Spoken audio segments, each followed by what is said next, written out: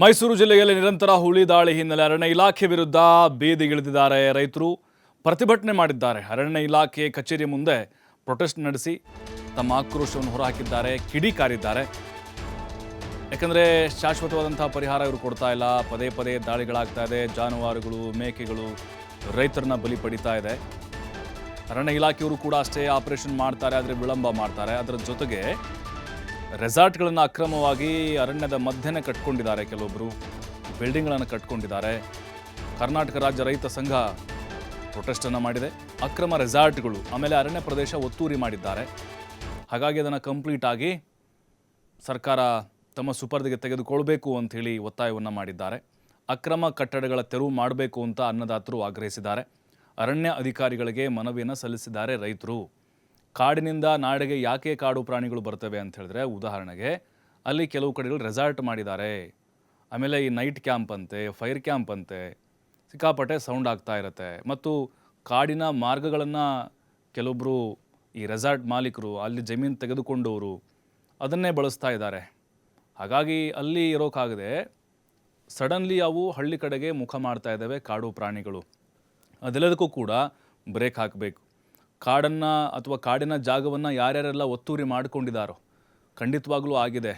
ಈಗ ಅಲ್ಲಿ ಕೆಲವು ಕಡೆ ಗೋಮಾಳ ಅಂತ ತಮ್ಮ ಹೆಸರಿಗೆ ಮಾಡಿಕೊಂಡಿದ್ದಾರೆ ಪ್ರಭಾವಿಗಳು. ಜೊತೆಗೆ ಅರಣ್ಯ ಇಲಾಖೆ ಭೂಮಿಯನ್ನು ಕೂಡ ಏನೋ ಅಕ್ರಮವನ್ನು ಮಾಡಿ ಫೇಕ್ ಡಾಕ್ಯುಮೆಂಟನ್ನು ಕ್ರಿಯೇಟ್ ಮಾಡಿಕೊಂಡು ಜಮೀನುಗಳನ್ನಾಗಿ ಕನ್ವರ್ಟ್ ಮಾಡ್ಕೊಂಡಿದ್ದಾರೆ. ಅದೆಲ್ಲವನ್ನು ಕೂಡ ಅರಣ್ಯ ಇಲಾಖೆ ವಾಪಸ್ ತೆಗೆದುಕೊಳ್ಬೇಕು, ಸರ್ವೆ ಆಗಬೇಕು. ಅಕ್ರಮ ಕಟ್ಟಡಗಳಿದಾವಲ್ಲ ಮತ್ತು ರೆಸಾರ್ಟ್ಗಳು, ಹೋಮ್ ಸ್ಟೇಗಳು ಅವೆಲ್ಲವನ್ನು ಕೂಡ, ಅಂದರೆ ಅಕ್ರಮವಾಗಿ ಯಾರೆಲ್ಲ ನಿರ್ಮಾಣ ಮಾಡಿದ್ದಾರೋ ಅವೆಲ್ಲವನ್ನು ಕೂಡ ತೆರವು ಮಾಡಬೇಕು ಅನ್ನುವಂತಹ ಒತ್ತಾಯವನ್ನು ರೈತರು ಹಾಗೆ ಅಲ್ಲಿ ಬಂದಂಥ ರೈತ ಸಂಘಟನೆಯ ಮುಖಂಡರುಗಳು ಮಾಡಿದ್ದಾರೆ. ಸರ್ಕಾರಕ್ಕೆ ಮನವಿಯನ್ನು ಕೂಡ ಸಲ್ಲಿಸಿದ್ದಾರೆ. ಯಾಕಂದರೆ ಒಂದು ದಿನದ ಮಾತಲ್ಲ ಇದು.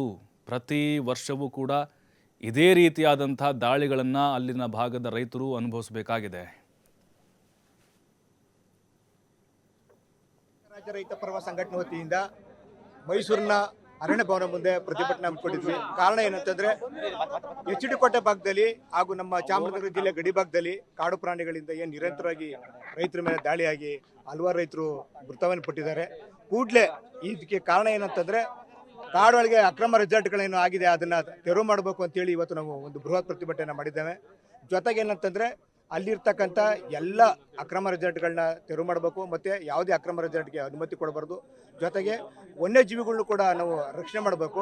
ಅದ್ರ ಜೊತೆಗೆ ಅಕ್ರಮವಾಗಿ ಒತ್ತುವರಿ ಮಾಡ್ಕೊಂಡಿರ್ತಕ್ಕಂಥ ಕಾಡು ಒತ್ತುವರಿ ಮಾಡ್ಕೊಂಡು ಎಲ್ಲವನ್ನ ತೆರವು ಮಾಡಬೇಕು ಅಂತೇಳಿ ಇವತ್ತು ಕರ್ನಾಟಕ ರಾಜ್ಯ ರೈತ ಪರವ ಸಂಘಟನೆಯು ಇವತ್ತು ಮೈಸೂರಿನ ಅರಣ್ಯ ಭವನ ಮುಂದೆ ಒಂದು ಬೃಹತ್ ಪ್ರತಿಭಟನೆ ಹಮ್ಮಿಕೊಂಡಿದ್ದೀವಿ. ಕರ್ನಾಟಕ ರಾಜ್ಯ ರೈತ ಪರವ ಸಂಘಟನೆ ವತಿಯಿಂದ ಮೈಸೂರಿನ ಅರಣ್ಯ ಭವನ ಮುಂದೆ ಪ್ರತಿಭಟನೆ ಹಮ್ಮಿಕೊಂಡಿದ್ವಿ. ಕಾರಣ ಏನಂತಂದ್ರೆ, ಎಚ್ ಡಿ ಕೋಟೆ ಭಾಗದಲ್ಲಿ ಹಾಗೂ ನಮ್ಮ ಚಾಮರಾಜನಗರ ಜಿಲ್ಲೆ ಗಡಿ ಭಾಗದಲ್ಲಿ ಕಾಡು ಪ್ರಾಣಿಗಳಿಂದ ಏನು ನಿರಂತರವಾಗಿ ರೈತರ ಮೇಲೆ ದಾಳಿಯಾಗಿ ಹಲವಾರು ರೈತರು ಮೃತವನ್ನು ಪಟ್ಟಿದ್ದಾರೆ. ಕೂಡಲೇ ಇದಕ್ಕೆ ಕಾರಣ ಏನಂತಂದ್ರೆ, ಕಾಡೊಳಗೆ ಅಕ್ರಮ ರೆಸಾರ್ಟ್ಗಳೇನು ಆಗಿದೆ ಅದನ್ನ ಹೇಳ್ರಪ್ಪ ಅಂತ ಕೊಟ್ಟಿದ್ವಿ. ಅವ್ರು ಮಾಡೋದೇ ಆ ಕೆಲಸ. ಈಗ ಅರ್ಜಿ ಬಂದಿದೆ, ನೀವೆಲ್ಲ ಹುಷಾರಾಗಿರಪ್ಪ ಅಂತೇಳಿ ಮಾಡ್ತಾರೆ. ಅವ್ರಿಗೆ ಈ ತಿಂಗಳು ಡೆಡ್ಲೈನ್ ಕೊಟ್ಟಿದ್ದೀವಿ. ಈ ತಿಂಗಳು ಡೆಡ್ಲೈನ್ ಅದಕ್ಕೆ ಅಕ್ರಮ ರೆಸಾರ್ಟ್ ಹೋಮ್ ಸ್ಟೇ ಏನಿದೆ ಅದನ್ನೆಲ್ಲ ಬಂದ್ ಮಾಡಿಸಿ, ಮತ್ತು ಆನೆ, ಹುಲಿ, ಚಿರತೆ ದಾಳಿ ಏನಿದೆ ಇದಕ್ಕೆ ಒಂದು ನಿಲುವಾದ ದಿಟ್ಟಿನ ನಿರ್ಧಾರ ತಗೊಂಡು ಕ್ರಮ ತಗೊಳ್ಳಿ ಅಂತೇಳಿ ನಾವೊಂದು ಎಲ್ಲರೂ ಸೇರಿ ರೈತ ಪರವಾದ ಒಂದು ಕುಟುಂಬದ ಎಲ್ಲ ವತಿಯಿಂದ ಬಂದು ಒಂದು ಮೆರವಣಿಗೆ ಮೂಲಕ ಬಂದು ಇವ್ರಿಗೊಂದು ಎಚ್ಚರಿಕೆ ಕೊಟ್ಟಿದ್ದೀವಿ. ಇವು ಮನವಿಗಿನವಿ ಏನಿಲ್ಲ, ಎಚ್ಚರಿಕೆ ಕೊಟ್ಟಿದ್ದೀವಿ. ಈ ತಿಂಗಳು ಅವ್ರು ಮಾಡಲಿಲ್ಲ ಅಂದರೆ ಮುಂದಿನ ತಿಂಗಳು ನಾವುಗಳೆಲ್ಲ ಬಂದು ಅಕ್ರಮ ರೆಸಾರ್ಟ್ ಏನಿದೆ, ಹೋಮ್ ಸ್ಟೇ ಏನಿದೆ ಅದಷ್ಟನ್ನು ಕೂಡ ಧ್ವಂಸ ಮಾಡುವಂಥ ಕಾರ್ಯಕ್ರಮನ ರೈತ ಪರ ವತಿಯಿಂದ ಇಟ್ಕೊಂಡಿದ್ದೀವಿ.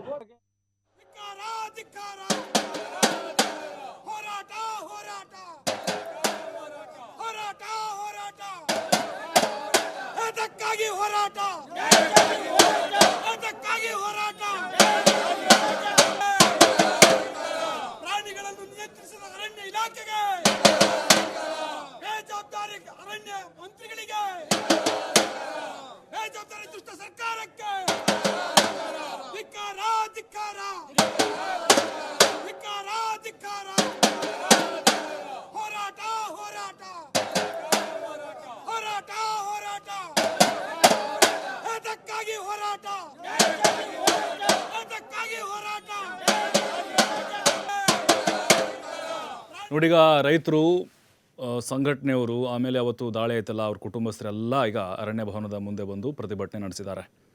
ಯಾಕಂದರೆ ಅರಣ್ಯ ಸಂಪತ್ತು ಅದು, ಅದನ್ನು ರಕ್ಷಣೆ ಮಾಡ್ಕೊಳ್ಬೇಕು ನಾವು.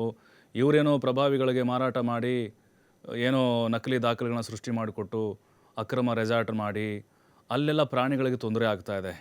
ನಮ್ಮಲ್ಲಿ ಹುಲಿಗಳ ಸಂಖ್ಯೆ ಹೆಚ್ಚಾಗಿದೆ, ಮಧ್ಯಪ್ರದೇಶ ಬಿಟ್ಟರೆ ನಮ್ಮದೇ ಸೆಕೆಂಡ್ ಹೈಯೆಸ್ಟು. ಆನೆಗಳ ಸಂಖ್ಯೆನೂ ನಮ್ಮಲ್ಲಿ ಜಾಸ್ತಿ ಹೈಯೆಸ್ಟ್ ಇದೆ. ಆಮೇಲೆ ಕಾಡು ಪ್ರಾಣಿಗಳು ಹಂದಿ ಇರ್ಬೋದು, ಅದು ಕಾಡು ಹಂದಿ ಇರ್ಬೋದು, ಚಿರತೆ ಇರ್ಬೋದು. ಹೀಗೆ ಈ ಸಫಾರಿ ಬರ್ತಾ ಇದ್ವಲ್ಲ ಅವ್ರು ನೋಡೋಕ್ಕೆ ಬಂಡೀಪುರ ಜೊತೆಗೆ ನಾಗರಹೊಳೆ ಇವೆಲ್ಲವೂ ಕೂಡ ಒಂದು ರೀತಿ ಕಣ್ಣಿಗೆ ಹಬ್ಬ ನಮಗೆ. ಪ್ರಾಣಿಗಳ ವಿರುದ್ಧ ಇಲ್ಲ ಪ್ರತಿಭಟನೆ ಇವ್ರದ್ದು. ಅರಣ್ಯ ಇಲಾಖೆಯವರು ಈ ಕುಮ್ಮಕ್ಕನ್ನು ನೀಡಿ ಕೆಲ ಪ್ರಭಾವಿಗಳಿಗೆ ದುಡ್ಡಿನ ಆಸೆಗೋಸ್ಕರ ರೆಸಾರ್ಟ್ಗಳಿಗೆ ಪರ್ಮಿಷನ್ನ ಕೊಡಿಸ್ತಾ ಇದ್ದಾರೆ, ಅವಕಾಶವನ್ನು ಮಾಡಿಕೊಡ್ತಾ ಇದ್ದಾರೆ. ಆಮೇಲೆ ಕೆಲ ಗಣಿಗಾರಿಕೆಯೂ ಕೂಡ ನಡೀತಾ ಇದೆ ಅಂತೆ. ಕ್ರಷರ್ ಅವರು ಕಾಡಿನ ಮಧ್ಯೆನೇ ಅಲ್ಲಿ ಇವರು ಲೀಸ್ಗೆ ಹಾಕೊಳ್ಳೋದು, ಕ್ರಷರ್ನ ಮಾಡೋದು. ಅದೇನಾಗ್ಬಿಡುತ್ತೆ, ಶಬ್ದದಿಂದಾಗಿ ಪ್ರಾಣಿಗಳು ಬೆದರಿಬಿಡ್ತವೆ.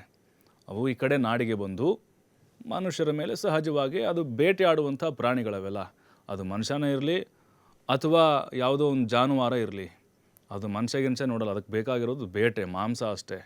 ಹಾಗಾಗಿನೇ ಪ್ರಾಣಿಗಳ ವಿರೋಧಿಗಳಲ್ಲ ರೈತರು. ಇಲ್ಲಿ ವ್ಯವಸ್ಥೆ ಏನಾಗಿದೆ, ಅಲ್ಲಿ ನಮ್ಮ ಕಾಡು ನಾಶ ಆಗ್ತಾ ಇದೆ, ಒತ್ತುವರಿ ಮಾಡ್ಕೊಂಡಿದ್ದಾರೆ, ಜಮೀನುಗಳಾಗಿ ಮಾಡ್ಕೊಂಡಿದ್ದಾರೆ. ಅದೆಲ್ಲವನ್ನು ಕೂಡ ತೆರವು ಮಾಡಬೇಕು, ಮತ್ತು ಅದನ್ನು ಅರಣ್ಯಕ್ಕೇ ಒಪ್ಪಿಸಬೇಕು. ಖಂಡಿತವಾಗಲೂ ಒಬ್ಬ ಯಾರೋ ಪ್ರಭಾವಿ ಸಚಿವರಿದ್ದಾರೆ, ಅವರ ಪುತ್ರ ಅಕ್ರಮವಾಗೇನೋ ರೆಸಾರ್ಟ್ ಮಾಡ್ಕೊಂಡಿದ್ದಾರೆ ಅನ್ನುವಂಥ ಆರೋಪ ಅಥವಾ ಜಮೀನು ತೆಗೆದುಕೊಂಡಿದ್ದಾರೆ ಅನ್ನುವಂಥ ಆರೋಪ ಇದೆ. ಅವರು ಕಾರಲ್ಲಿ ಗೀರಲ್ಲಿ ಹೋಗುವಾಗ ದಾರಿಯನ್ನು ಕಾಡಿನ ಮಧ್ಯೆ ದಾರಿ ಮಾಡ್ಕೊಂಡಿದ್ದಾರೆ ಅನ್ನುವಂಥ ಆರೋಪ ಇತ್ತು. ಮತ್ತಷ್ಟು ಮಾಹಿತಿ ನಮ್ಮ ಪ್ರತಿನಿಧಿ ಪುನೀತ್ ನೀಡ್ತಾರೆ. ಪುನೀತ್, ಈಗ ಅಕ್ರಮ ರೆಸಾರ್ಟು ಹೋಮ್ ಸ್ಟೇ ಮಾಲೀಕರಿಗೆ ಭಯ ಶುರುವಾಗಿದೆ ಅಂತ ಅನ್ನಿಸ್ತಾ ಇದೆ ಈ ರೈತರ ಪ್ರತಿಭಟನೆ ನೋಡಿ. ಇದನ್ನು ಆರಂಭ ಅಂತ ಅನಿಸುತ್ತೆ.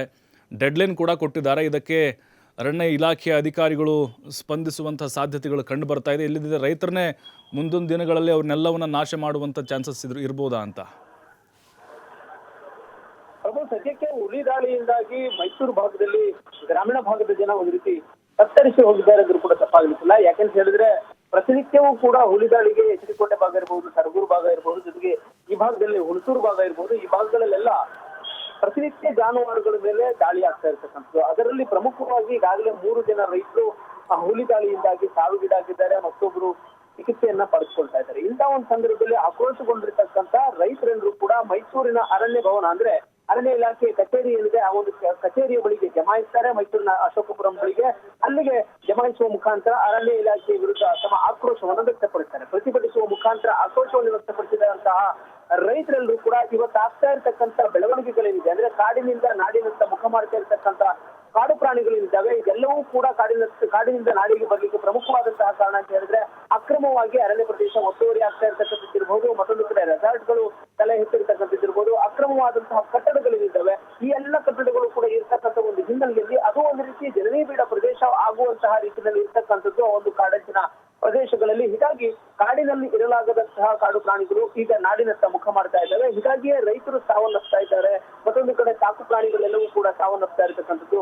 ಜೊತೆಗೆ ಕೃಷಿ ಚಟುವಟಿಕೆಗೆ ತೆರಳಲಾಗದಂತಹ ಒಂದು ಪರಿಸ್ಥಿತಿಯಲ್ಲಿ ರೈತರು ನಾವಿದ್ದೇವೆ ಅಂತ ಹೇಳಿ ಆಕ್ರೋಶವನ್ನ ವ್ಯಕ್ತಪಡಿಸ್ತಾ ಇದ್ದಾರೆ. ಇನ್ನು ಈ ಒಂದು ಸಂದರ್ಭದಲ್ಲಿ ಸಾಕಷ್ಟು ಬಾರಿ ಏನೋ ಅಕ್ರಮವಾಗಿ ರೆಸಾರ್ಟ್ಗಳು ತಲೆ ಎತ್ತಿರ್ತಕ್ಕಂಥದ್ದು ಏನಿದೆ ಇದೆಲ್ಲವನ್ನು ಸೇರಿದಂತೆ ಸಕ್ರಮವಾಗಿರ್ತಕ್ಕಂಥ ರೆಸಾರ್ಟ್ಗಳನ್ನು ಕೂಡ ಅರಣ್ಯ ಪ್ರದೇಶದ ಅಂಚಿನಲ್ಲಿ ಇರ್ಲಿಕ್ಕೆ ಬಿಡಬಾರದು.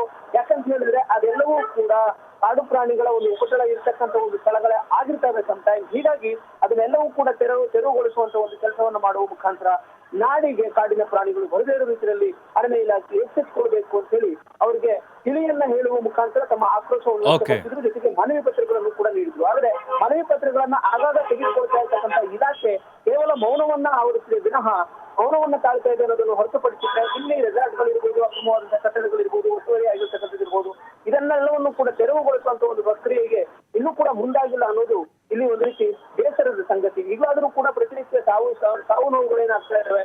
ಈ ಒಂದು ಸಂದರ್ಭದಲ್ಲಾದ್ರೂ ಕೂಡ ಆ ಒಂದು ಕಟ್ಟಡಗಳ ತೆರವಿಗೆ ಮುಂದಾಗ್ತಾರ ಅನ್ನೋದನ್ನ ಕಾದು ನೋಡಿದ್ರೆ ಸದ್ಯಕ್ಕೆ ಪ್ರಭು. ಥ್ಯಾಂಕ್ ಯು ಪುನೀತ್ ಮಾಹಿತಿಗಾಗಿ.